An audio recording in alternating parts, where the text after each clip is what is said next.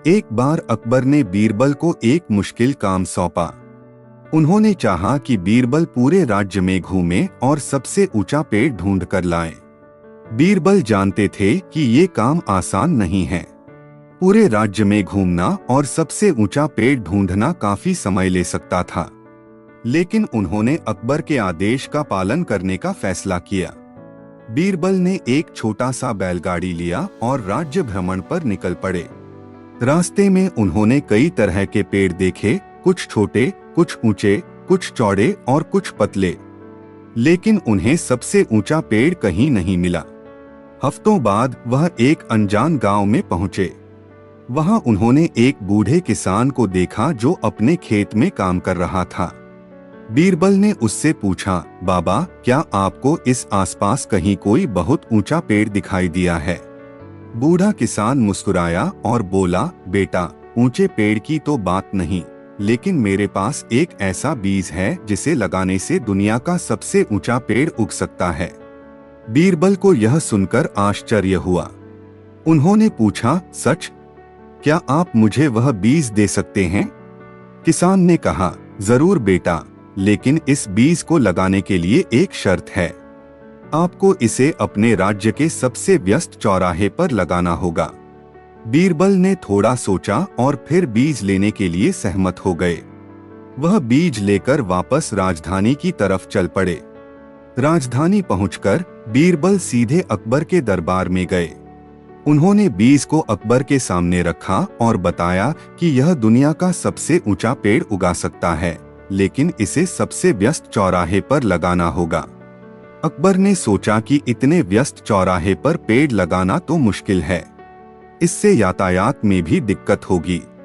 उन्होंने बीरबल से कहा, बीरबल, लगता है तुम्हें सबसे ऊंचा पेड़ तो नहीं मिला, लेकिन तुमने मुझे एक और भी मुश्किल काम दे दिया। बीरबल मुस्कुराए और बोला, हुजूर, असल में मैंने सबसे ऊंचा पेड़ ढूंढ लिया है। वह है भीड़ का गुस्सा। आप सोचिए, इतने व्यस्त चौराहे पर पेड़ लगाने की बात सुनकर लोगों का गुस्सा कितना ऊंचा होगा, शायद पेड़ से भी ऊंचा। अकबर को बीरबल की बात समझ में आ गई। उन्होंने माना कि सबसे ऊंचा पेड़ ढूंढने के चक्कर में सचमुच जरूरी काम रुक सकते थे। उन्होंने बीरबल की सूझबूझ की तारीफ की और उन्हें सम्मानित किया। एक जमाने की बात है, अकबर अपने महल में आराम कर रहे थे। अचानक उन्हें तेज बारिश की आवाज सुनाई दी। बारिश इतनी तेज थी कि महल की छत से पानी टपकने लगा। अकबर इस बात से बहुत परेशान हुए। उन्होंने बीरबल को बुलाया और कहा, बीरबल, यह बारिश इतनी तेज है कि महल की छत से भी पानी टपक रहा है। जल्दी से कोई उपाय निकालो। बीरबल ने महल की छत का मुआयना किया। उन्होंने पाया कि बारिश का पानी ईंटों के बीच के छोटे छोटे गैप से होकर टपक रहा है। बीरबल मुस्कुराए और अकबर से कहा, हुजूर, घबराइए मत, मेरे पास इसका हॉल सॉल्यूशन है। अकबर को थोड़ी उम्मीद जगी। उन्होंने पूछा, क्या हल? जल्दी बताओ।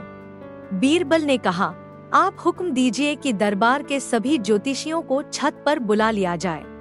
अकबर को बीरबल की बात थोड़ी अजीब लगी, लेकिन बारिश को रोकने के लिए उन्होंने वैसा ही करने का आदेश दिया।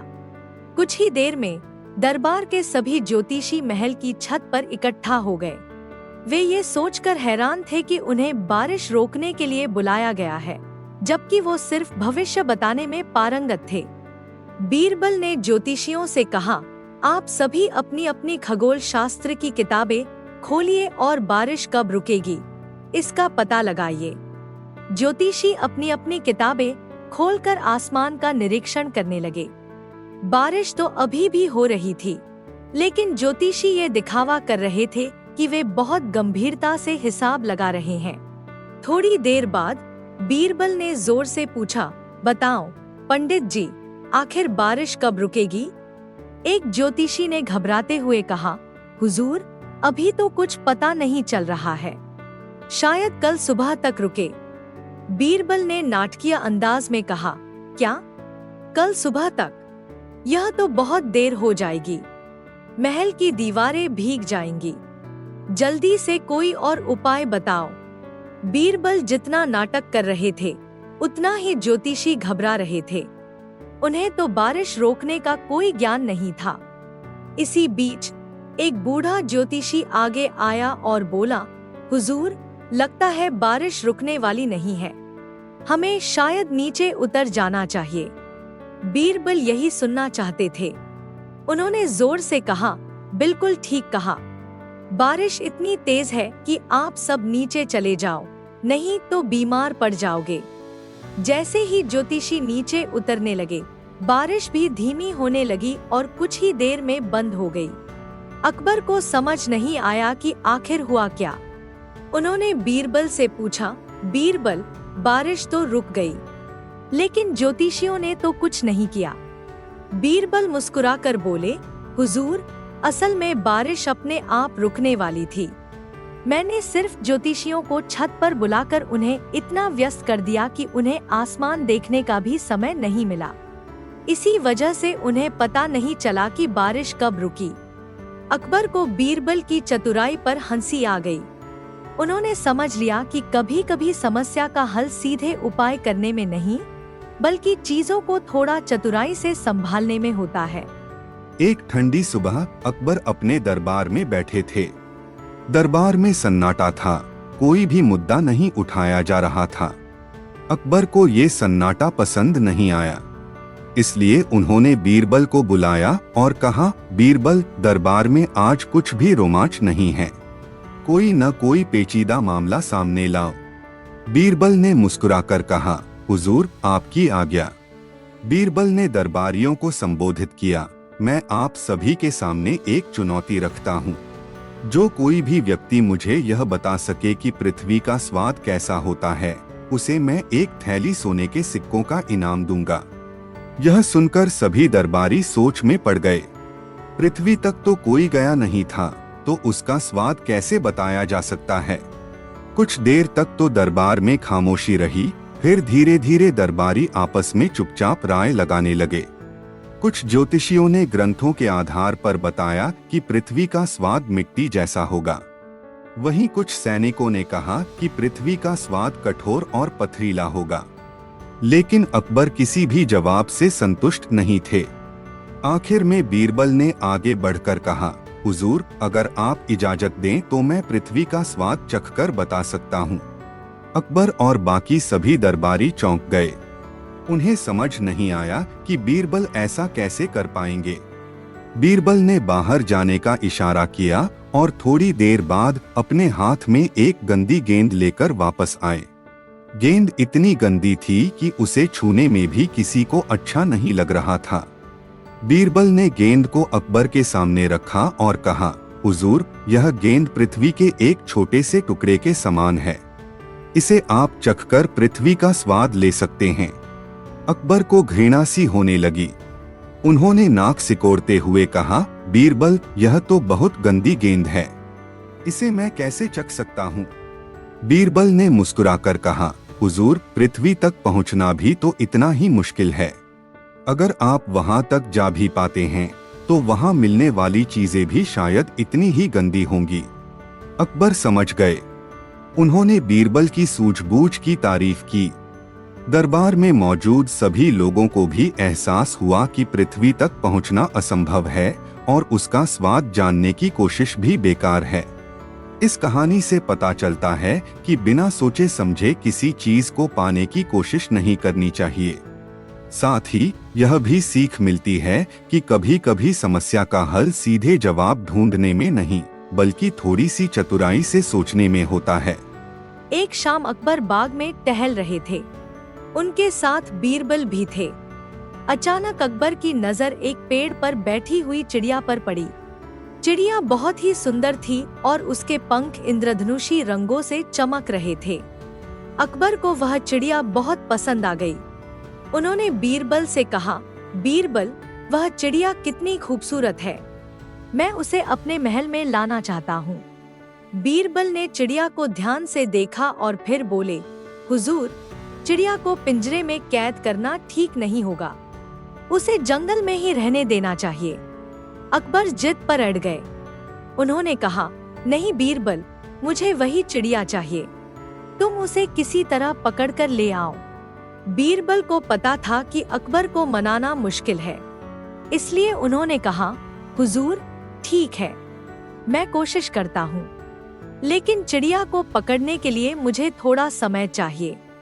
अकबर मान गए और उन्होंने बीरबल को 3 दिन का समय दिया। बीरबल अगले 3 दिनों तक रोज उस बाग में जाते। वे पेड़ के नीचे एक सुनहरे रंग का पिंजरा रख देते थे। पिंजरे के अंदर दाना पानी और कुछ मीठे फल भी रखते थे, लेकिन चिड़िया पिंजरे में नहीं फंसी। वह दूर से ही पिंजरे को देखती और उड़ जाती। तीसरे दिन अकबर बाग में आए। उन्हें चिड़िया पिंजरे में न देखकर गुस्सा आ गया। उन्होंने बीरबल को डांटना शुरू कर दिया। बीरबल ने शांत रहते हुए कहा, हुजूर, घबराइए मत, मैंने चिड़िया को पकड़ने का दूसरा तरीका सोचा है। अकबर मान गए।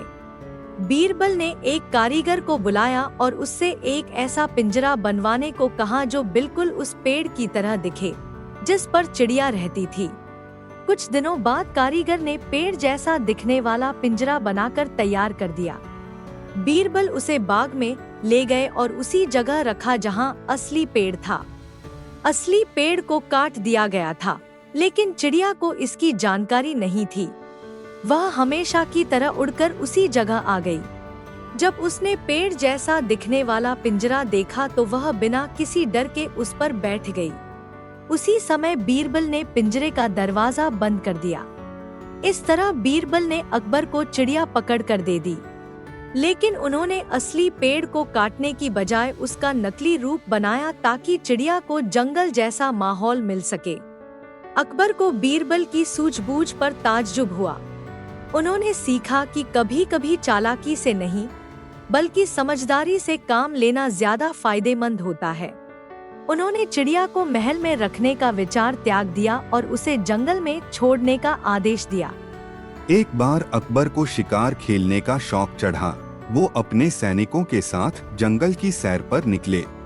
जंगल घना था और पेड़ पौधे इतने ऊंचे थे कि सूरज की रोशनी भी जमीन तक नहीं पहुंच पाती थी। कुछ देर बाद अकबर को प्यास लग गई। उन्होंने सैनिकों को पानी लाने का हुक्म दिया। सैनिक जंगल में इधर उधर ढूंढने लगे, लेकिन कहीं पर भी पानी का कोई स्रोत नहीं मिला। अकबर को चिंता होने लगी। तभी उन्हें दूर से एक तोता हरा पत्तों को तोड़ते हुए दिखाई दिया। अकबर ने सोचा कि जहां पेड़ पौधे हैं, वहां पानी भी जरूर होगा। उन्होंने बीरबल को बुलाया और कहा, बीरबल, जल्दी से जाओ और उस तोते का पीछा करो। शायद वो हमें पानी के स्रोत तक ले जा सके।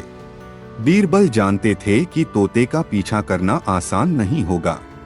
वो तो उड़ सकता है, लेकिन फिर भी अकबर के हुक्म का पालन करने के लिए वो पेड़ से पेड़ उछलते हुए तोते के पीछे चल पड़े। कुछ देर बाद तोता एक तालाब के पास रुका। बीरबल वहां पहुंचे तो देखा कि तालाब का पानी इतना गहरा है कि उसमें उतर पाना मुश्किल है। वो वापस अकबर के पास आए और बताया कि पानी तो मिल गया है, लेकिन बहुत गहरा है। यह सुनकर अकबर निराश हो गए। वो प्यासे थे और इतने गहरे पानी से कुछ नहीं हो सकता था। लेकिन बीरबल ने हार नहीं मानी। उन्होंने अपने सैनिकों को आदेश दिया कि वे आसपास सूखी घास इकट्ठा करें। जब काफी सारी घास इकट्ठी हो गई तो बीरबल ने उसे एक लंबी रस्सी की तरह बांध दिया। फिर उन्होंने रस्सी को तालाब में डाला। थोड़ी देर बाद रस्सी का एक सिरा गीला हो गया। बीरबल ने सैनिकों को आदेश दिया कि वे धीरे धीरे रस्सी को बाहर निकालें। गीली रस्सी के सहारे पानी की कुछ बूंदें बाहर निकालने में कामयाबी मिल गई। अकबर को ये देखकर खुशी हो गई। उन्होंने उन पानी की बूंदों को पीकर अपनी प्यास बुझाई। बाकी सैनिकों ने भी रस्सी की मदद से पानी पीकर अपनी प्यास मिटाई। इस तरह बीरबल की सूझबूझ से अकबर और उनके सैनिक जंगल में पानी खोजने में कामयाब हो गए। ये कहानी हमें सीख देती है कि मुश्किल परिस्थिति में भी हिम्मत नहीं हारनी चाहिए, बल्कि थोड़ी सी चालाकी से समस्या का हल निकाला जा सकता है। एक बार अकबर के दरबार में एक व्यापारी आया। वह बहुत घबरा हुआ था और लगातार अपने सिर को पकड़ रहा था। अकबर ने उससे पूछा, क्या बात है? तुम इतने परेशान क्यों हो? व्यापारी ने कहा, हुजूर, मेरा सारा माल चोरी हो गया है। रात को कोई चोर मेरी दुकान में घुसा और कीमती कपड़े चुरा कर ले गया। अब मेरा सब कुछ बर्बाद हो गया है। अकबर को व्यापारी की परेशानी पर दया आई। उन्होंने बीरबल की तरफ देखा और कहा, बीरबल, तुम इस मामले को सुलझाओ। बीरबल ने व्यापारी से पूछा, तुम्हारी दुकान कहाँ है और चोर वहाँ कैसे घुसा? व्यापारी ने बताया कि उसकी दुकान शहर के बाहरी इलाके में है और दुकान के पीछे एक जंगल है। शायद चोर उसी जंगल से आया होगा। बीरबल ने सोचा थोड़ा और फिर व्यापारी से कहा, चिंता मत करो, तुम्हारा सामान मिल जाएगा, लेकिन इसके लिए तुम्हें मेरी बात माननी होगी। व्यापारी ने राहत की सांस लेते हुए कहा, हुजूर, आप जो कहेंगे मैं वही करूँगा। बीरबल ने कहा, जाओ और अपने खाली हाथों को लेकर जंगल में चिल्लाओ कि तुमने एक हीरे का हार खो दिया है। जो भी तुम्हें वह हार ढूंढ कर देगा, उसे तुम 10 थैली सोने के सिक्के इनाम में दोगे। व्यापारी को बीरबल की बात थोड़ी अजीब लगी, लेकिन अकबर के सामने उसने कुछ नहीं कहा। वह जंगल की तरफ चला गया और जोर जोर से चिल्लाने लगा कि उसने एक हीरे का हार खो दिया है। जंगल में कुछ चोर छिपे हुए थे। उन्होंने व्यापारी की बात सुनी और सोचा कि शायद व्यापारी ने सचमुच ही कोई अनमोल चीज खो दी है। वे जंगल से बाहर निकले और व्यापारी के पास आए। व्यापारी को देखकर उनमें से एक चोर ने पूछा, क्या हुआ? तुम किस हार की बात कर रहे हो? व्यापारी ने कहा, मैंने जंगल में एक हीरे का हार खो दिया है। जो कोई उसे ढूंढ कर लाएगा, उसे मैं 10 थैली सोने के सिक्के दूंगा। चोरों को लगा कि यह उनके लिए एक आसान मौका है। उन्होंने आपस में बातचीत की और फिर व्यापारी से कहा, हमें पता है आपकी दुकान में रखे हुए कपड़े कहाँ हैं। वही कपड़े आप हार बता रहे हो, है ना? व्यापारी ने चकित होकर कहा, कपड़े? मेरा मतलब तो असली हीरे के हार से था। चोर उलझन में पड़ गए। उन्होंने सोचा कि अगर वे कहते हैं कि उनके पास हीरे का हार है, तो व्यापारी की चोरी पकड़ी जा सकती है। वहीं अगर वे इनकार करते हैं, तो 10 थैली सोने के सिक्के गंवाने पड़ेंगे। आखिरकार चोर किसी भी नतीजे पर नहीं पहुंच पाए और वहां से भाग गए। थोड़ी देर बाद व्यापारी वापस दरबार में आया और अकबर को सारी कहानी सुनाई। अकबर को बीरबल की चतुराई समझ में आ गई। उन्होंने व्यापारी की तारीफ की और कहा, चोरों ने तुम्हारी दुकान के कपड़े चुराए हैं, ये तो साफ हो गया। अब तुम अपने सैनिकों के साथ जाकर उन्हें पकड़ लो। इस तरह बीरबल की सूझबूझ से चोर पकड़े गए और व्यापारी का सामान वापस मिल गया। यह कहानी हमें सिखाती है कि मुसीबत के समय घबराने से फायदा नहीं होता। थोड़ी सी चतुराई से जटिल परिस्थिति को भी संभाला। एक जमाने की बात है, अकबर अपने राज्य के दौरे पर निकले हुए थे। रास्ते में उन्हें एक गांव मिला। गांव में उन्होंने देखा कि सभी लोग बहुत उदास हैं। उनके चेहरे पर परेशानी साफ झलक रही थी। अकबर ने गांव के मुखिया को बुलाकर पूछा, क्या हुआ है? गांव में इतना सन्नाटा क्यों है? मुखिया ने बताया, हुजूर, हमारी फसलें बर्बाद हो गई हैं। खेतों में पानी नहीं पहुंच पा रहा है। नदी का रास्ता अवरुद्ध हो गया है, जिसकी वजह से खेतों तक पानी नहीं आ रहा है। अकबर ने सोचने का नाटक किया और फिर पूछा, क्या तुमने नदी का रास्ता साफ करने की कोशिश नहीं की? मुखिया ने जवाब दिया, हुजूर, हमने बहुत कोशिश की, लेकिन नदी का रास्ता बहुत बड़ा है। इसे साफ करना हमारे बस की बात नहीं है। अकबर ने बीरबल की तरफ देखा और कहा, बीरबल, तुम इस समस्या का हल निकालो। बीरबल ने मुस्कुराकर कहा, हुजूर, फिक्र न करें, मैं एक उपाय करता हूँ। बीरबल ने गांव वालों को इकट्ठा किया और कहा, आप सभी अपने अपने घरों से एक एक घड़ा दूध लेकर आइए। गांव वाले थोड़े असमंजस में थे, लेकिन अकबर के दरबारी के कहने पर उन्होंने वैसा ही किया। कुछ देर बाद सभी के हाथों में दूध का घड़ा आ गया। बीरबल ने सारे घड़े नदी के किनारे ले गए और उन्हें एक एक करके नदी में उड़ेल दिया। गांव वाले यह देखकर हैरान रह गए। उन्हें समझ नहीं आया कि बीरबल आखिर कर क्या रहे हैं। बीरबल ने मुस्कुराते हुए कहा, अब आप सब वापस अपने खेतों पर जाइए और देखें कि खेतों में पानी पहुंचा है या नहीं। गांव वाले अचंभित थे, लेकिन बीरबल की बात मानकर वे अपने खेतों की तरफ चल दिए। वहां पहुंचकर वे खुशी से चिल्लाने लगे। नदी में दूध डालने के बाद पानी का बहाव बदल गया था और अब खेतों तक पानी पहुंच रहा था। अकबर को भी यह देखकर ताज्जुब हुआ। उन्होंने बीरबल से पूछा, बीरबल यह कैसे हुआ? दूध डालने से तो नदी का रास्ता साफ नहीं होता। बीरबल ने कहा, हुजूर, दूध डालने का मकसद नदी का रास्ता साफ करना नहीं था। असल में मैं गांव वालों को एकजुट करना चाहता था। जब सारे लोग दूध लेने के लिए इकट्ठे हुए तो मैंने उनसे नदी की सफाई करने के लिए भी मदद मांगी। शर्म के कारण किसी ने इनकार नहीं किया और इस तरह मिलजुल कर उन्होंने नदी की सफाई कर दी। अकबर को बीरबल की सूझबूझ पर गर्व हुआ। उन्होंने सीखा कि कभी कभी समस्या को सुलझाने के लिए सीधा रास्ता न चुनकर चतुराई से काम लेना भी जरूरी होता है। साथ ही यह कहानी हमें यह भी सीख देती है कि एकजुट होकर कोई भी मुश्किल आसान हो सकती है। एक बार अकबर के दरबार में एक किसान आया। वह बहुत गुस्से में था और जोर जोर से चिल्ला रहा था। अकबर ने पूछा, किसान, तुम्हें क्या हुआ है? तुम इतने गुस्से में क्यों हो? किसान ने कहा, हुजूर, मेरे साथ बहुत अन्याय हुआ है। गांव के जमींदार ने मेरी जमीन छीन ली है। मेरे पास कोई सबूत नहीं है कि वह जमीन मेरी थी। अब मैं कुछ नहीं कर सकता। अकबर को किसान की परेशानी पर तरस आया। उन्होंने बीरबल की तरफ देखा और कहा, बीरबल, इस मामले को सुलझाओ और किसान को उसका हक दिलाओ। बीरबल ने थोड़ा सोचा और फिर किसान से पूछा, तुम्हें यकीन है कि वह जमीन तुम्हारी ही थी? किसान ने कहा, जी हुजूर, बिल्कुल, मेरे पुरखों से चली आ रही है वो जमीन। बीरबल ने मुस्कुराकर कहा, चिंता मत करो, तुम्हें अपनी जमीन वापस मिल जाएगी, लेकिन इसके लिए तुम्हें कल सुबह दरबार में एक बिल्ली लेकर आनी होगी। किसान को बीरबल की बात अजीब लगी, लेकिन अकबर के सामने उसने कुछ नहीं कहा। वह अगले दिन एक बिल्ली पकड़कर दरबार में हाजिर हुआ।